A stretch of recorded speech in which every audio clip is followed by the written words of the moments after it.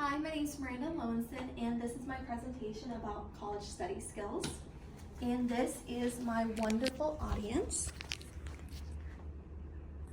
I swear they're over 18 plus.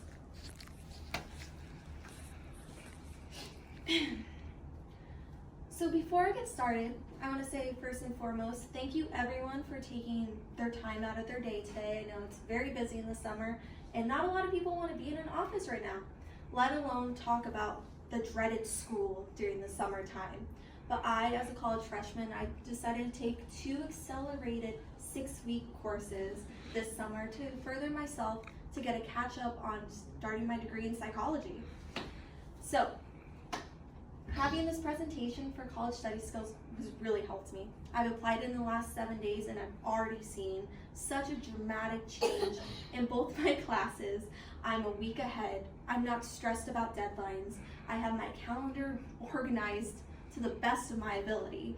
And so I'd like to share that with you, whether it's your future college that you might go to or in the workforce. I'm hoping that you take something away from this. And without further ado, I would like to start off with the infamous Harvard. So if you don't know, Harvard Law has a top 10 of how to study for college, how to be the perfect college student, and how to make sure you are successful. And I love that because I cannot afford Harvard. I'll tell you that. I'm at Lone Star Community College for a reason. So when Harvard says something, I'm going to listen. Creating a study group. Now, when I say creating a study group, you might think you're just meeting with people. You're sitting next to someone and you're like, hey, we're all reading the same thing silently in a library. But there's actual backed research of how it actually helps you.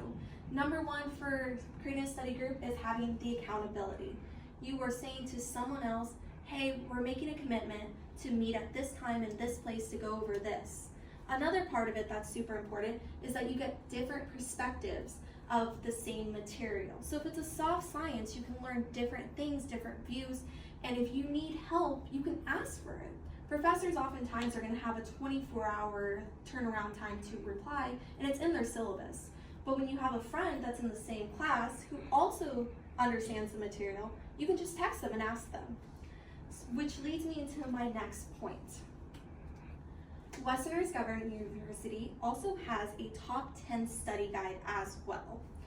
It's not so well known as Harvard, but it has great things. And something that stuck out to me was to study to learn and not memorize. I can tell you the periodic table up to 15, it's hydrogen, helium, lithium, beryllium, but at the end of the day, what is beryllium?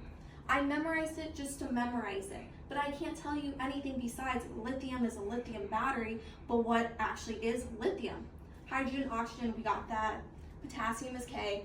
Everyone knows these simple things, but when we get into the nitty-gritty of what we're learning in college, we need to start learning it.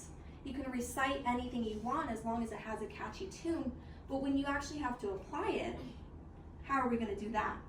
So knowing something and knowing it to its core to where you can teach other people is the foundation of actually knowing the information. So when you're in your study group and your friend says, hey, I don't know what this is, and you do, you can confidently help them. And lastly, there are a million places to go online to say, how do I effectively study for college? How do I effectively memorize things, learn things? What information is needed? And one thing that really stood out to me is there was a list of what not to do. And when we think of what not to do, we think of don't cram, be prepared, get good sleep, eat a hearty breakfast. Like when I was in Florida for elementary school, we had these things called FCATs. It was a state standardized testing. And every morning they would give us a Smartie and a container of milk and said, here you go, this is for your brain health. So if we're doing that for 5, 6, 10-year-olds, then why aren't we doing it for ourselves in our adulthood? So don't cram. Very, very standard. Don't lose out on sleep.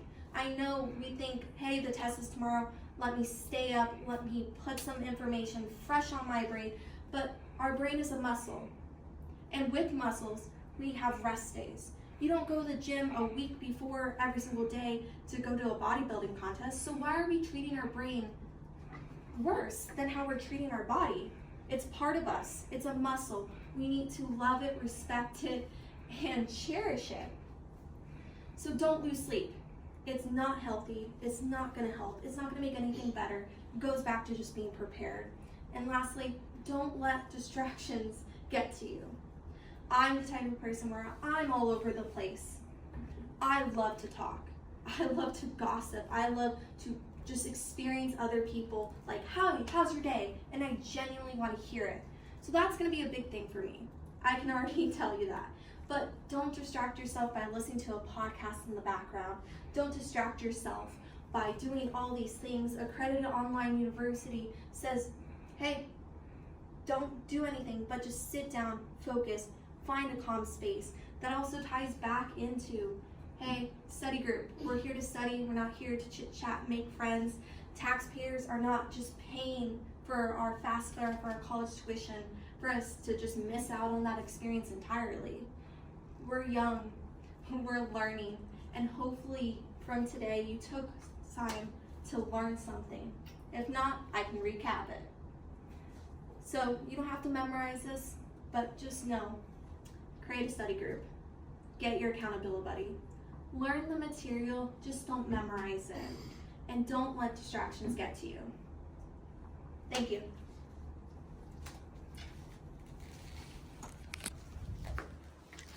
Look, they stayed. Say bye, boys.